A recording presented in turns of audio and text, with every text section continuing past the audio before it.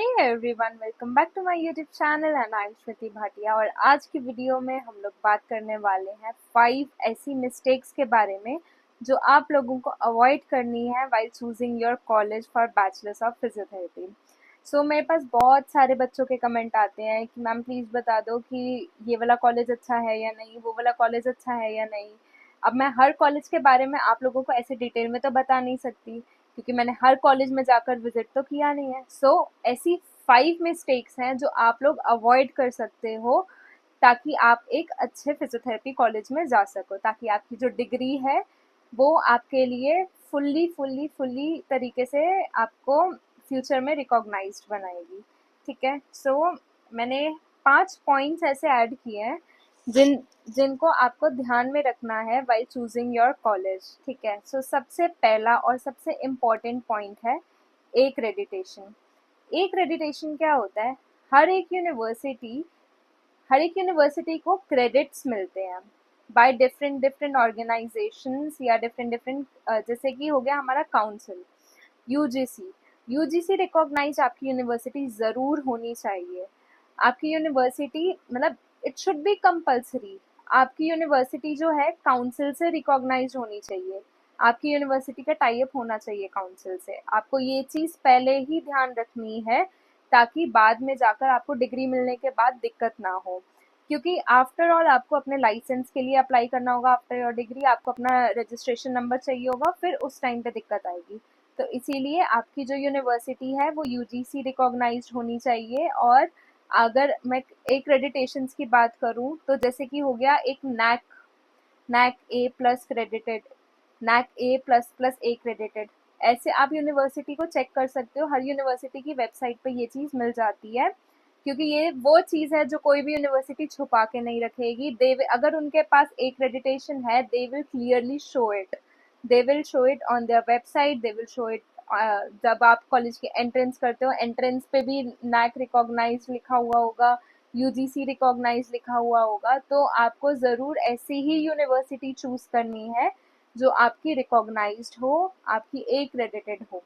Accreditation से आपको क्या हेल्प मिल जाती है? अगर NAAC A plus plus accredited है या नैक ए प्लस एक्रेडिटेड है, उसमें क्या होता है, नैक एक ऐसी काउंसिल है जो जाकर हर साल कॉलेज में इंस्पेक्शन करते हैं, देखते हैं कि कॉलेज का इंफ्रास्ट्रक्चर है, जो लैब्स हैं, जो फैकल्टी है, वहाँ पर किस तरीके की पढ़ाई हो रही है या नहीं हो रही, ये सारी चीज़ें देखी जाती हैं।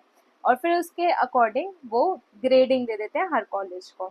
इसीलिए जब नैक ए प्लस या NAAC A plus plus recognise universities जो होती हैं, मोस्ट प्रोबेबली वो वाली यूनिवर्सिटीज़ बेटर होती हैं rather देन दोज यूनिवर्सिटीज़ जिनके पास कोई भी अभी तक एक्रेडिटेशन नहीं है। क्योंकि ऐसी यूनिवर्सिटीज़ में आपको फुल्ली इक्विप्ड लैब्स मिल जाएंगी, आपको फुल्ली मतलब जो आपकी फैकल्टी है वो काफ़ी क्वालिफाइड होगी, वहाँ की पढ़ाई वगैरह आपको सारी काफ़ी अच्छे से समझ में आएगी। उस कॉलेज के जो टाई अप्स हैं हॉस्पिटल्स के साथ, क्लिनिक्स के साथ, वो ज़्यादा अच्छे होंगे। इसीलिए go for NAAC A plus और A plus plus accredited university. और ज़रूर नैक हो या ना हो, यूजीसी रिकॉग्नाइज ज़रूर होनी चाहिए। यूजीसी रिकॉग्नाइज नहीं है तो डिग्री मिलने के बाद आपको रजिस्ट्रेशन कराने में दिक्कत आएगी। ठीक है, सबसे पहली मिस्टेक ये है कि इसको भूल कर भी अनदेखा मत करना, ज़रूर देख लेना कि यूजीसी रिकॉग्नाइज्ड है या नहीं है। ठीक है, सेकंड, बहुत सारे बच्चे मेरे से पूछते हैं कि कौन सी यूनिवर्सिटी कैसी है कैसी नहीं है। तो मैं आप लोगों को सबसे पहले बता दूं कि आपको मेरे अकॉर्डिंग नहीं चलना है, आपको अपने अकॉर्डिंग चलना है। आपको जिस भी कॉलेज में इंटरेस्ट है, आप जिस भी यूनिवर्सिटी में जाना चाहते हो, आप एक बारी वहाँ पर विजिट ज़रूर करके आओ। जब आप किसी जगह पर विजिट करते हो आपको वहाँ की बहुत सारी चीज़ें पता चलती हैं, आपको बहुत सारी ऐसी हिडन बातें पता चलती हैं जो सिर्फ वहाँ के स्टूडेंट्स ही जानते हैं। ठीक है, मैं रिव्यूज़ देख के, गूगल पे पढ़ के, थोड़ी सी रिसर्च वगैरह करके मैं आपको बता सकती हूँ कि कैसी है कैसी नहीं है, लेकिन वो सिर्फ ऑनलाइन बेस्ड होगा। जब आप प्रैक्टिकली कहीं जाकर कोई चीज़ एक्सपीरियंस करते हो तो वो वाला एक्सपीरियंस अलग होता है, उसमें बहुत सारी नई नई बातें पता चलती हैं। बहुत सारे बच्चे ऐसे होते हैं जो अच्छे रिव्यूज़ लिख देते हैं गूगल पर, लेकिन जब आप उनसे फेस टू फेस बात करते हो तब वो रियलिटी बताते हैं कॉलेज की। ठीक है, तो ऐसा नहीं करना है आप लोगों ने। ऑनलाइन, सिर्फ ऑनलाइन देख के यूनिवर्सिटी चूज नहीं करनी है। आप जाओ वहाँ पर, आप उस यूनिवर्सिटी में विजिट करो, आप वहाँ पर चेक करो कि वहाँ पर फुल्ली इक्विप्ड लैब्स हैं या नहीं है, वहाँ की फैकल्टी कैसी है, फैकल्टी से बात करके देखो, वहाँ पे जो आसपास आपको लोग दिख रहे हैं उन लोगों से बात करो, वहाँ का एडमिशन प्रोसेस अच्छे से जानो। और मतलब लैब्स देखो, सबसे इम्पोर्टेंट है लैब्स और टाई अप्स, कि कौन सी लैब्स वहाँ पर हैं, किन किन हॉस्पिटल्स के साथ टाई अप्स हैं। ठीक है, ये चीज़ें क्या करती हैं, ये चीज़ें आगे जाके फिर इंटर्नशिप में और प्लेसमेंट में हेल्प करती हैं। जब आपकी यूनिवर्सिटी का टाई अप होगा अच्छे हॉस्पिटल्स के साथ, तो वो वाला हॉस्पिटल आपको प्रेफर करेगा, तो वो आपकी प्लेसमेंट में हेल्प करेगा। ठीक है, और इंटर्नशिप्स में भी हेल्प करेगा। अगर आपकी लैब्स ही नहीं है आपकी यूनिवर्सिटी में, ठीक है, या लैब्स हैं और लैब्स में आपका इक्विपमेंट्स नहीं है, तो फिर क्या फ़ायदा, सीखोगे ही क्या जब कुछ है ही नहीं तो इसीलिए जाओ और जाके विजिट करो, तब आपको पता चलेगा कि क्या चीज़ है, कैसे कैसे है। ठीक है, उसके बाद ही डिसीजन लेना कि क्या ये यूनिवर्सिटी में मेरे को जाना चाहिए या मेरे को नहीं जाना चाहिए। ठीक है, लैब्स के बारे में एक बार मैं बता देती हूँ। तो टोटल मतलब अलग तरीके, अलग अलग टाइप्स की लैब्स होती हैं। सबसे पहले एनाटमी की लैब, जिसमें सारे आपका ह्यूमन बॉडी के बारे में आपको पढ़ाया जाएगा। ठीक है, उसमें आपको स्केलेटल होगा, स्केलेटल सिस्टम होगा पूरा फुल, और क्या कहते हैं, स्पेसिमेंट्स होंगे, अलग अलग बोन्स होंगी, ये सारी चीज़ें होंगी। कई कई यूनिवर्सिटीज़ में कैडवर वगैरह भी होता है। ठीक है, तो ये सारी चीज़ें आपको वहाँ जाने के बाद ही पता चलेगी कि है या नहीं है। उसके अलावा फिजियोलॉजी की लैब होती है, और बायोमैकेनिक्स की लैब होती है, एक्सरसाइज थेरेपी की लैब होती है। हमारे कॉलेज में इलेक्ट्रोथेरेपी जो है वो हमारी ओपीडी में ही है। और उसके अलावा ऑर्थो की लैब होती है, न्यूरोलॉजी की लैब होती है। तो जब तक जाओगे नहीं, देखोगे नहीं, पता नहीं चलेगा। सिर्फ लैब्स होने का कोई फ़ायदा नहीं है, लैब्स में इक्विपमेंट्स भी होने चाहिए। तो इसीलिए do visit to the college, और उसके बाद ही अपना डिसीजन लेना कि मेरे को इस यूनिवर्सिटी में जाना है या नहीं जाना। ठीक है, सो ऑनलाइन देख कर बिल्कुल भी सिलेक्ट मत करना कि हाँ ये ऑनलाइन देखने में अच्छी लग रही है तो मेरे को यहीं जाना, नहीं। वहाँ पे जाओ, वहाँ की चीज़ों के बारे में पता करो, उसके बाद चूज़ करना। उसके बाद नेक्स्ट पॉइंट जो मैंने लिखा है वो है सीनियर्स से बात करना। जब आप किसी जगह पे जाओगे, आप वहाँ के जो स्टूडेंट्स हैं उन लोगों से बात करोगे, तो आपको एक नई चीज़ पता चलेगी। आपको वहाँ के जो रियल रिव्यूज़ हैं वो पता चलेंगे कि उस कॉलेज में पढ़ाई होती भी है या नहीं होती। लैब्स फुल्ली इक्विप्ड हैं, लेकिन वहाँ पे पढ़ाई नहीं हो रही, टीचर्स ही नहीं है, तो फिर क्या फ़ायदा, राइट? ऐसे तो हो नहीं सकता कि टीचर्स होना, लेकिन हर किसी के पढ़ाने का तरीका अलग होता है। हर यूनिवर्सिटी में अलग अलग डिसिप्लिन रूल्स फॉलो होते हैं। तो जब आप वहाँ जाओगे, वहाँ के बच्चों से बात करोगे कि क्या मेरे को यहाँ आना चाहिए, क्या मेरे को यहाँ नहीं आना चाहिए, तो सिर्फ एक बच्चे से नहीं, काफ़ी सारे बच्चों से, कोशिश करो 5-6 लोगों से बात करो, ताकि आपको कोई भी नेगेटिव पॉइंट हो तो वो आपको मिल जाए, कोई भी पॉजिटिव पॉइंट हो तो वो आपको मिल जाए, जिससे कि आप कंफर्म कर सको कि ये यूनिवर्सिटी मेरे लिए अच्छी होगी या नहीं होगी। अगर होगी तो मेरे को क्या-क्या चीज़ों का ध्यान रखना है, अगर नहीं हो सकती और मेरे को यहीं पे लेना है, तो मेरे को क्या-क्या चीज़ें पहले से प्रिपेयर करके जानी होंगी। इस चीज़ का आपको ऑलरेडी आइडिया लग जाएगा, जब आप एक बारी अपने सीनियर्स से या जो भी उस कॉलेज के स्टूडेंट्स हैं उन लोगों से फीडबैक लोगे तो। ठीक है, और फेस टू फेस बात करने वाला जो फीडबैक होता है वो बिल्कुल नेक्स्ट लेवल का होता है, उसमें आपको काफ़ी सारी चीज़ें पता चलती हैं। ठीक है, तो ये हो गया सीनियर से इंटरेक्शन आपको ज़रूर करना चाहिए एक बारी कॉलेज विजिट करके, और ये सब चीज़ें तभी पॉसिबल है जब आप कॉलेज को विजिट करोगे। ठीक है, उसके बाद मैं क्रेडिट्स की बात करती हूँ। तो काफ़ी सारे लोगों को पता नहीं होता, मेरे को भी जब मैं अपनी यूनिवर्सिटी चूज़ कर रही थी मेरे को नहीं पता था कि क्रेडिट्स का क्या मतलब होता है यूनिवर्सिटी बेसिस पे। तो सपोज़ कि आपने फिजियोथेरेपी में बैचलर्स यहीं इंडिया से करनी है, और आपको मास्टर्स के लिए या कल को आपको जॉब के लिए बाहर फॉरेन जाना है या अब्रॉड शिफ्ट होना है या वहाँ पर आपको प्रैक्टिस करना है, तो उसके लिए आपके पास क्रेडिट्स होने चाहिए। वो क्रेडिट्स आपको यूनिवर्सिटी देता है। जैसे जैसे आप हर साल पास होते हो वैसे वैसे यूनिवर्सिटी आपको क्रेडिट्स देता है।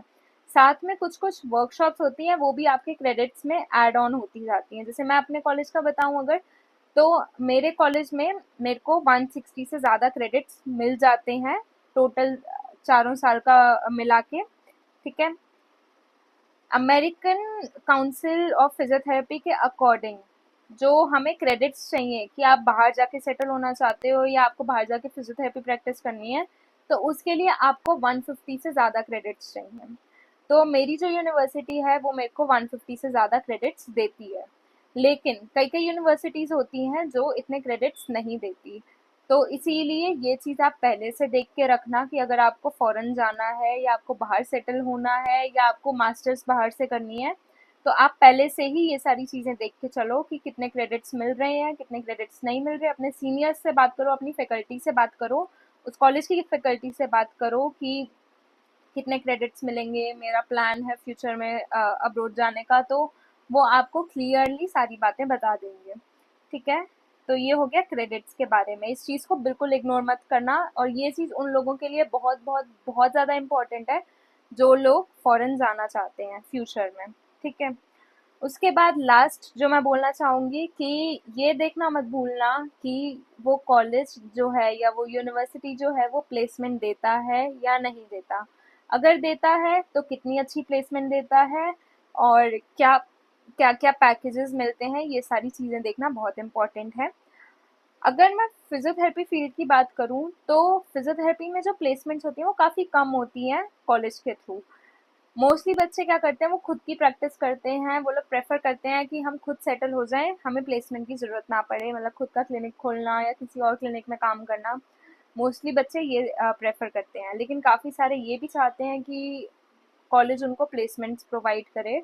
सो ये चीज़ ज़रूर पहले से ही जान लेना कि कॉलेज की तरफ से प्लेसमेंट्स होती हैं या नहीं होती, क्योंकि जब कॉलेज एक तरह से प्लेसमेंट के लिए कंपनीज को बुलाता है, हॉस्पिटल्स को बुलाता है, क्लिनिक को बुलाता है, तो वो लोग आपको एक प्रायोरिटी दे देते हैं। ठीक है, कि आप में से वो चूज कर सकते हैं। लेकिन यही सेम जब आप खुद से हॉस्पिटल जाते हो तो मतलब आप हर किसी के साथ compete कर रहे हो। अपने कॉलेज में आप सिर्फ अपने कॉलेज के बच्चों के साथ compete कर रहे हो, तो आपके चांसेस थोड़े ज़्यादा बढ़ जाते हैं। ऐसा कुछ प्लेसमेंट्स में इतना ज़रूरी है नहीं फिजियोथेरेपी का कि मतलब अ, कि आप फिजियोथेरेपिस्ट हो तो आपको प्लेसमेंट चाहिए ही चाहिए। Not mandatory, not compulsory. आप चाहो तो आप खुद का क्लिनिक खोल सकते हो। इस बारे में मैंने ऑलरेडी एक वीडियो बना रखी है कि आप कैसे कैसे प्रैक्टिस कर सकते हो। सो ये कुछ 5 पॉइंट्स थे जो मैंने नोट डाउन करे थे, और मैंने इसकी वीडियो इसलिए बना दी क्योंकि आप सब लोग अपने कॉलेजेस ढूंढ रहे हो।